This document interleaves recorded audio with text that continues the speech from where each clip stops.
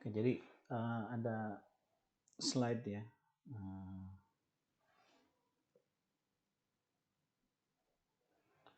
saya coba siapkan, nanti sudah saya share. Jadi saya lebih akan membahas tentang pencegahan atau pengurangan misalnya. Tapi saya pikir itu sesuatu yang kalau dalam konteks jangka panjang ini kan sesuatu yang sama aja ya, nggak berbeda jauh lah. Artinya mencegah korupsi gitu ya, korupsi di sektor ekstraktif itu urgensi ekonominya apa? Saya rasa ini penting banget ya. Terima kasih sudah menggagas inisiatif ini gitu ya. Nah, mungkin saya akan mulai dari data-data dulu ya. Ini kebetulan saya ada data realisasi investasi domestik ya. Ini dari BKPM, cuman bukan diolah tapi dikurasi oleh CIC database ya. Di sini kita lihat ya. Saya bagi data itu berdasarkan supaya jangka panjang, sifatnya kita long term trend gitu ya. Itu saya bagi 3 datanya berdasarkan dekadal. Jadi tahun 10 tahunan gitu. Dari tahun 90-an ke 2000, lalu dari 2000-an ke 2010, kemudian dari 2011 ke 2020 gitu. Jadi tahunan. Jadi ini akumulasi datanya. Jadi selama 10 tahun itu berapa investasi yang terkumpul. Jadi ini mengurangi mengurangi noise dari fluktuasi tahunan gitu ya. Kan ini sifatnya jangka panjang. Nah, ini yang pertama, ini dibagi berdasarkan 23 sektor klasifikasi yang biasa dipakai BPS ya. Nah, kalau kita perhatikan itu investasi itu memang karena ini nominal ya, jadi meningkat pesat hampir semua sektor gitu. Tapi ada beberapa sektor yang memang meningkat sangat pesat gitu ya. Yang paling pesat itu kalau domestik gitu ya, itu ternyata adalah real estate. Ini juga menarik ya, ini bubble kan. Jadi peningkatannya pesat sekali kalau kita lihat. Memang awalnya kecil sekali memang, tapi meningkat pesat. Terus tentu investasi yang paling banyak meningkat selama era 2000-an itu adalah investasi di sektor transport dan communication. Ya. Nah, sektor-sektor jasa ini memang relatif meningkat pesat selama periode ini. Sementara kalau kita lihat manufacturing, itu dia relatif meningkatnya itu tidak begitu besar. Ya, bahkan bisa dikatakan signifikan kalau tidak signifikan kalau ini kita lihat dari sudut realnya. Nah, sektor mining ini itu adalah salah satu sektor yang peningkatannya super pesat. Selama tahun 2000-an itu, 2000 terutama dari tahun 2001-2010 ke dekadal 2000-an ke dekadal 2010-2020-an gitu ya. Ini peningkatannya cukup pesat. Dan ini dibarengi dengan sektor-sektor terkaitnya, yaitu misalkan petrochemical, ya, kemudian mineral, industri, dan juga utilities. Utilities itu kan dia konsumen terbesar dari coal, batu bara, listrik di situ, jadi meningkat pesat.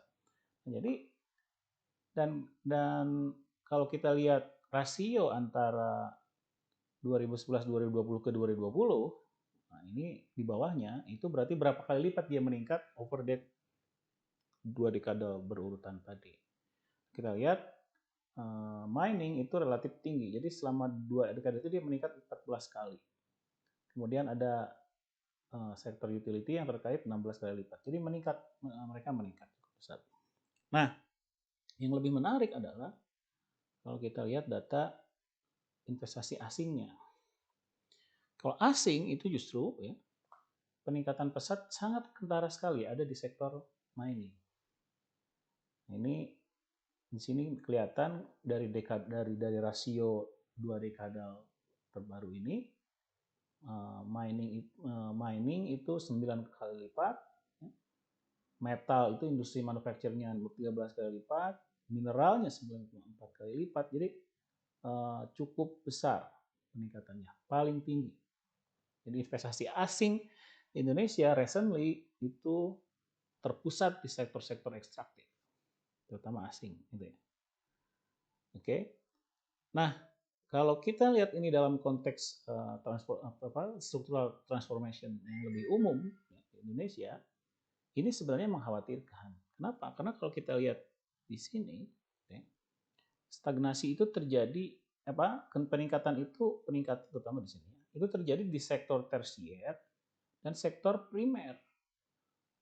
Sektor-sektor primernya salah satunya agriculture ya. Agriculture itu di sini isinya banyaknya perkebunan. Kemudian di sini adalah sektor tersier, misalkan transport and communication itu kan sektor yang padat karya.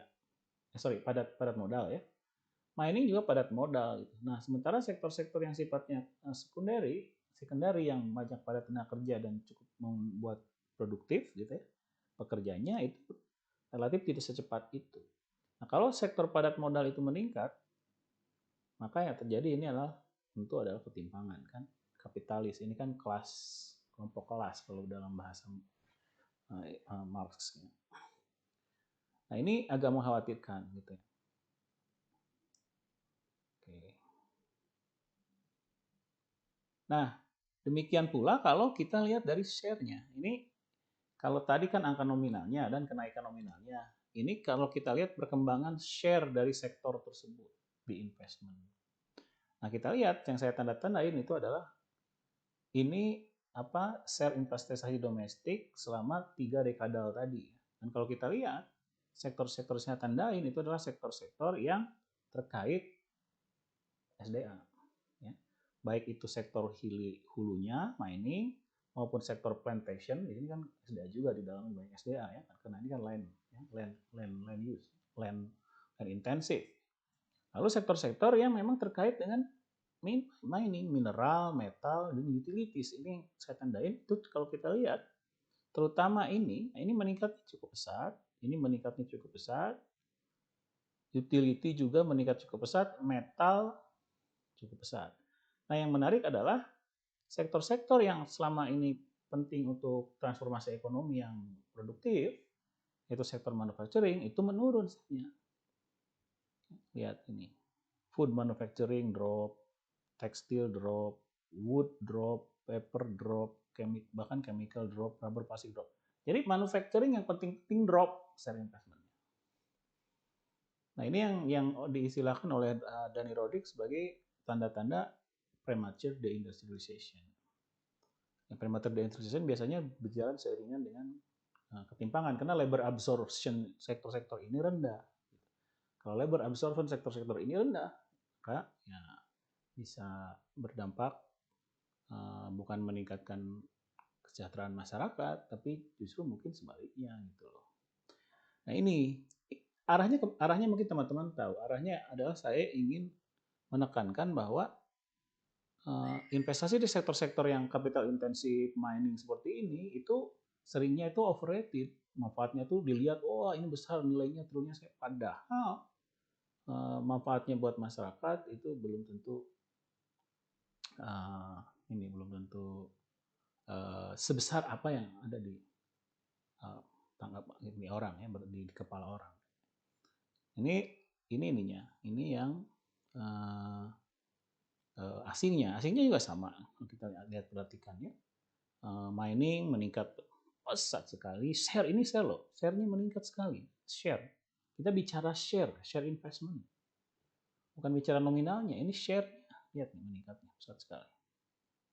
Mining ya. Terus ini juga metal sama meningkat, mineral juga sama, utilities juga sama. Jadi ada perkembangan yang cukup masif di ekonomi Indonesia kalau kita lihat dari investasinya yang menuju ke arah semakin intensifnya sektor-sektor yang sifatnya SDA gitu loh.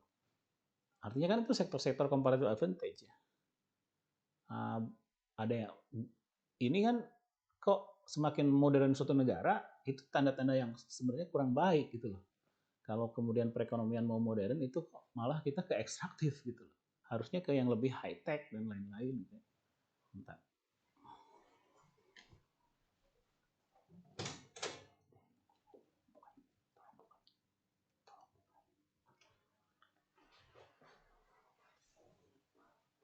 Oke. Nah, kenapa itu saya kemukakan? Karena secara teoritis itu sangat mungkin terjadi apa yang disebut dengan resource curse. Yang pertama kali dikemukakan oleh Jeffrey Sachs dan Warner tahun 95 bahwa ada paradok yang menarik di mana kadang-kadang disebut the paradox of plenty. Itu fenomena di mana negara yang kaya sumber daya alam, kalau ekspornya itu semakin tinggi intensitas ininya, ekspor sumber daya alamnya semakin tinggi ininya apa intensitasnya dalam PDB, dia itu cenderung GDP growth-nya itu semakin rendah. Itu yang disebut dengan resource curse. Ini kenapa terjadi? Ya banyak. Salah satunya adalah ada revenue volatility, ada nanti saya jelasin ada enclave ekonomi, enclave effect, ya. Kemudian ada kualitas hubungan kapital, konflik dan ketimpangan. Ini yang harus kita hindari. Nah ini tanda-tandanya itu sudah mulai kelihatan di Indonesia. Gitu ya. Nah ini contoh aja ya. Ini yang saya istilahkan sebagai enclave ekonomi. Ini adalah data kabupaten kota di Indonesia, di mana angka yang horizontal itu adalah PDRB per kapita. Nah, PDRB per kapita itu dihitung dari produksi, di mana aktivitas ekonomi produksi itu pabriknya ada di mana atau aktivitas ekonomi atau di mana, dihitunglah nilai tambahnya. Gitu. Nah, jadi itu artinya kalau dalam ekonomi itu return to factor of production. Jadi yang punya faktor produksi, yang punya labor di mana di situ dibayarkan itu jadi PDB per kapita. Yang punya modal di mana dibayarkan ke yang punya modal. Nah, itu PDB per kapita, tapi dicatat sebagai PDB per kapita daerah tersebut. Gitu. Nah, ini agak bisa misleading. Kenapa misleading? Karena tidak semua faktor produksi itu orang yang berada di sekitar situ. Jadi menunjukkan tidak mengidentifikasi kesejahteraan masyarakat yang ada di daerah berdomisili. Jadi PDB itu bukan berdasarkan domisili penduduk. PDB itu berdasarkan domisili, berdasarkan di mana faktor produksi itu berada, mesin-mesinnya di mana, tanahnya di mana, labornya di mana, gitu, diproduksi di sana. Cuman siapa yang mendapat returnnya? Kalau labor berarti orang situ, tapi kan kapital bukan, belum tentu gitu. Kapital itu bisa jadi di Jakarta, di mana. Gitu. Nah, sementara pengeluaran per kapita yang bisa dipakai untuk menghitung Human Development Index itu berdasarkan domisili gitu. Nah, sehingga angkanya itu tidak akan sama PDB per kapita dengan pengeluaran per kapita. Akan ada deviasi. Nah, sama itu kalau dia ada di 45 derajat. Gitu. Nah, dia nggak akan sama. Cuman menariknya apa? Menariknya deviasinya itu semakin besar ya. Cenderungannya kalau daerah tersebut itu intensif sumber daya alam. Gitu. Kenapa? Karena misalkan di kota Kutai Timur, di Kota Bontang ini ya, itu PDB-nya tinggi, tetapi PDB-nya karena kapital intensif, yang punya batu bara itu siapa gitu. Yang punya lahannya siapa? Mempekerjakan orang sedikit. Jadi aktivitas produksi itu sibuk aja di situ tanpa memberikan manfaat kepada daerah orang-orang yang ada di sekitar situ. Ini yang disebut enclave ekonomi. Gitu. Nah, ini yang sangat mungkin terjadi dan menimbulkan potensi resiko resource curse gitu. Nah, ini contoh yang terjadi. Dan memang kalau kita teliti lagi perbedaan tersebut, ini perbedaannya ya, perbedaan antara PDB per kapita dengan expenditure per kapita dari data Susinah tersebut, itu cenderungannya kayak gini, semakin tinggi share of mining and quarrying dalam ekonomi daerah tersebut, maka semakin tinggi dia deviasi antara aktivitas ekonomi dan kesejahteraan. Gitu. Ini hasil hitung-hitungan sederhana yang saya lakukan menunjukkan fakta seperti itu. Contoh yang agak berbeda, unik itu Depok misalkan.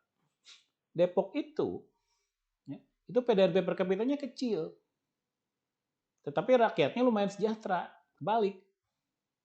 Kenapa? Karena aktivitas orang Depok di Jakarta. Tercatat jadi PDB Jakarta. Gitu. Tapi ketika PDB per kapita Depok, PDB-nya nggak ada aktivitas ekonomi, jadi kecil PDB-nya. Tapi ketika dikonsumsi kesejahteraannya pada tinggi-tinggi gitu. Kenapa ya? Karena konsumsinya di situ. Itu kebalik, Depok tuh kebalik. Nah, kalau daerah Kutai seperti itu, nah itu justru kebalikannya. Dia PDB per kapitanya gede, tapi kesejahteraan masyarakatnya hampir jauh berbeda gitu. Nah, ini ada tanda-tanda bahwa Indonesia juga mengalami resource curse terutama di daerah-daerah tadi. Atau kita lihat studi kasus Kalimantan. Kalimantan itu memang kelihatannya ya, Kalimantan Timur itu kelihatannya tinggi ya kesejahteraannya masyarakat.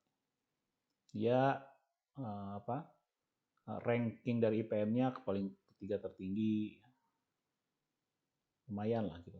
Tapi kalau kita lihat pertumbuhan ekonominya ya, memang kadang-kadang tinggi, tapi kadang-kadang rendah banget gitu. Kadang-kadang rendah banget terus tinggi gitu. Jadi ini bukan pertumbuhan ekonomi yang baik. Ini istilahnya fragile growth. Jadi ada suatu masa di mana sampai berkurang besar gitu PDB, jarang terjadi. Jadi pertumbuhan ekonominya fragile dan juga di antara daerahnya tersebut juga timpang. Nah, untuk itu, untuk lebih ingin membuktikan, saya tunjukkan international benchmarking. International benchmarking itu logikanya semakin kaya suatu daerah atau negara, itu akan semakin dia devoted, semakin punya resources gitu ya, semakin punya resources untuk apa? Untuk mensejahterakan rakyatnya kan. Dengan apa yang mensejahterakan rakyat kan harus dirasain semua. Salah satunya adalah misalkan memberikan akses to safe water dan lain-lain. Nah, garis yang biru itu adalah garis cross country trend. Jadi itu baseline kita, idealnya itu. Jadi semakin tinggi suatu negara, suatu negara, semakin banyak rakyatnya yang mempunyai akses to safe water. Nah, kalau kita lihat di sini ada Qatar kaya, atau UAE, Belgia itu cukup bagus ya. Tapi di daerah seperti Arfak, Mozambik gitu kan, dia memang tidak bisa memberikan akses water kepada rakyatnya karena memang miskin gitu ya. Nah, ada beberapa anomali. Nah, misalkan nah ini daerah-daerah ini anomali gitu. Daerah ini termasuk anomali. Jadi artinya apa? Pendapatan per kapita Kutai Barat, Pasir, Berau itu kalau kita lihat ke semua horizontal aksis itu sudah lebih tinggi dari Malaysia, lebih Thailand ya, sebanding dengan Malaysia gitu. Tetapi kalau Malaysia itu kan dia hampir 100% rakyatnya punya akses to safe water. Tapi kalau Kutai Barat, Pasir, Berau kok enggak gitu. Nah, ini kan tanda-tanda kemana uangnya.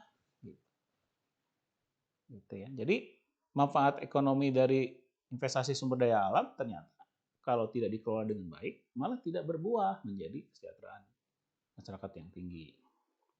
Contoh lain ini juga terjadi untuk pendidikan, years of schooling. Kita lihat Kuwait salah satu negara yang juga mungkin kena resource curse karena dia sangat kaya ya, hampir lebih kaya dengan yang di daerah-daerah ini, misalkan Belgium, tapi kecil sekali years of schooling-nya. Dan ini nampaknya ketularan nih daerah-daerah sumber daya alam kita, Kutai Timur, Kutai Barat. Jadi ada off the track dari yang biru gitu. Kalau Jakarta enggak, Jakarta aman dia. Jakarta Pusat setara dengan Belgia ininya pendapatan per kapitanya. Dan memang years of schooling-nya setara juga dengan Belgia. Dia oke gitu. Tapi ini enggak gitu. Nah, ini ada tanda-tanda itu gitu loh. Resource curse. Ya. Jadi narasi bahwa sumber daya alam itu kunci untuk investasi, ya, digadang-gadang, itu harus kita pikir reka-reka ulang deh benernya, bener tidaknya, bener nggak segitunya. Gitu. Karena kok seperti ini bisa terjadi. Nah, belum itu hanya melihat sesuatu yang terkelihatan, belum faktor-faktor dampak lain. Misalkan umumnya sumber daya alam, investasi yang sifatnya sumber daya alam, dia itu ada banyak ekstra biayanya yang tidak kelihatan. Misalkan yang ini contohnya itu ya, itu social cost-nya, misalkan melalui displacement dari orang. Kan ada efek sosialnya. Di sini misalkan dari sini semakin ke sini itu semakin biasanya itu semakin ke sini semakin nggak kebayar itu ongkos. Tidak yang nanggung, tapi bukan perusahaan yang invest yang membayarnya. Nah ini juga salah satu ininya, misalkan ya ada road maintenance, employment orang, konflik, long-term food security kena, macam-macam, compensation of permanent loss of natural resources bisa kena, dan lain-lain.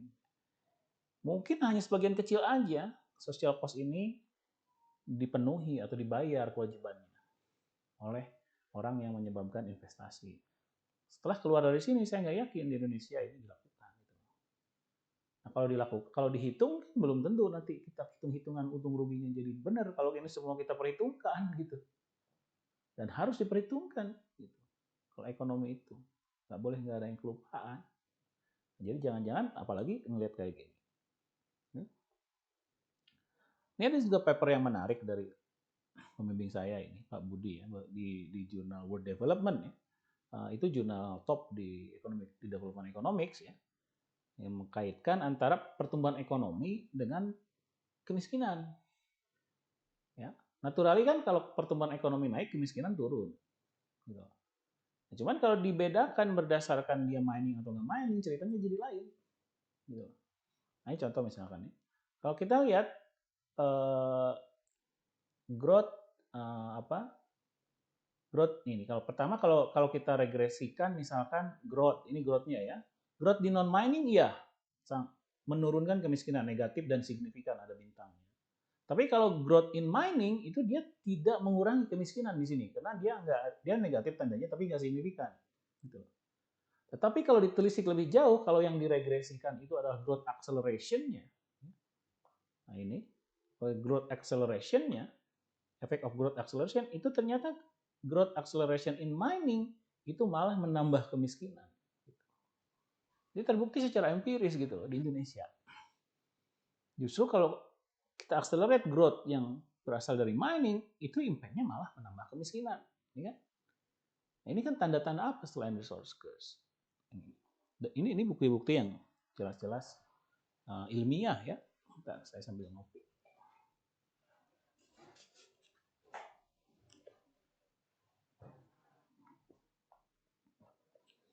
Nah, itu baru social impact ya.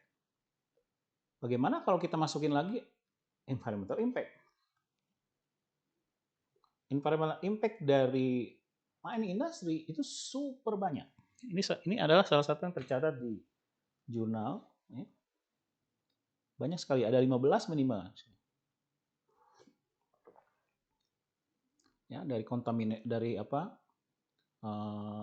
contamination ke udara, tanah, air, ke chemical yang itunya, terus waste management yang nggak benar, terus macam-macam ya, water depletion dan lain-lainnya banyak. Ini harus diperhitungkan juga nih ketika melakukan feasibility study.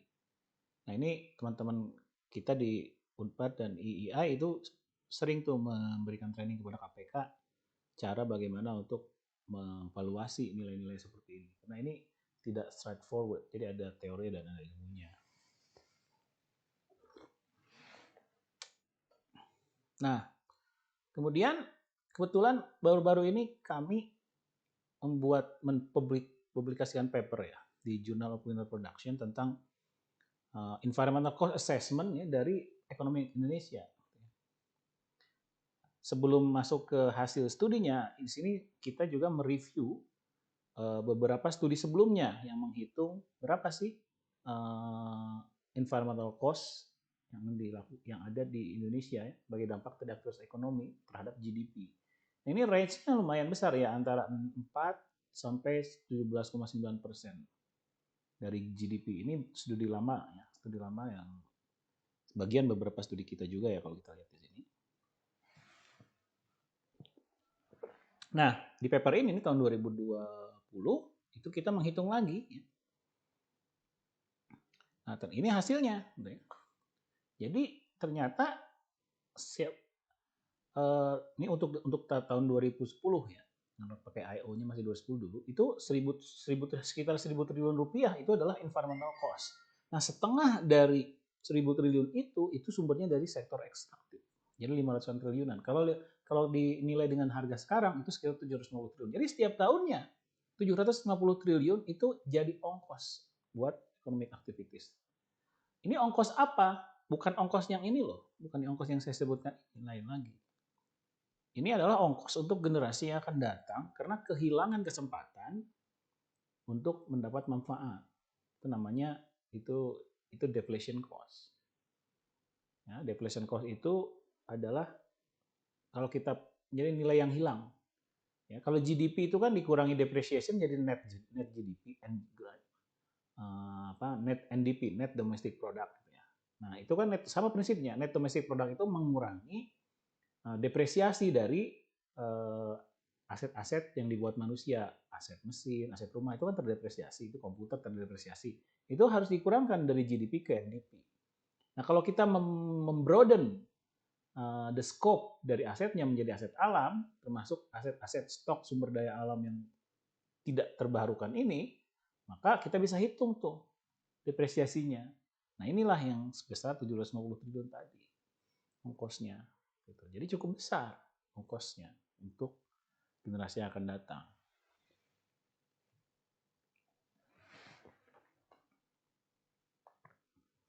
Nah kemudian saya juga sempat kemarin malam untuk ngelihat literatur karena saya udah tidak update ya dengan literatur, jadi saya searching literatur yang mengkaitkan gitu resource curse tadi dengan corruption. Gitu. Jadi saya coba men-search di publikasi ilmiah ya, yang mencantumkan keywordnya itu resource curse dan corruption. Itu saya menemukan 41 dokumen ya, cukup banyak. Dan isinya sebagian besar itu memang mengkonfirm bahwa corruption lah yang menjadi salah satu ya, yang menjadi salah satu sumber penting terjadinya resource curse. Gitu. Ya. Nah, dan ini terjadi karena memang kalau ada peneliti di Norway yang mereview banyak artikel tentang ini gitu ya, itu mereka berkesimpulan bahwa salah satu dua sumbernya yang paling utama itu kenapa si corruption itu bisa membuat resource curse itu karena rent seeking. Orang tuh pada dasarnya nyari rent seeking dan patronage, dua hal itu dikombinasikan itu jadi tak bisa dikalahkan gitu dalam arti negatif gitu. Ada rent seeker itu lalu dikombinasikan dengan budaya patronage gitu. Nah ini yang sangat mungkin terjadi di Indonesia. Ya. Jadi solusinya kata mereka more about institution to prevent rent seeking and patronage. Ini yang harus dipikirkan karena ini kan sifatnya pencegahan. Kalau KPK kan pencegahan, harus pikirkan bagaimana caranya supaya si rent seeking ini sumbernya hilang ya, dan patronage-nya dikurangi. Kalau nggak susah. Ya. Nah, di paper yang sama, di sini ini baik sekali untuk jadi referensi.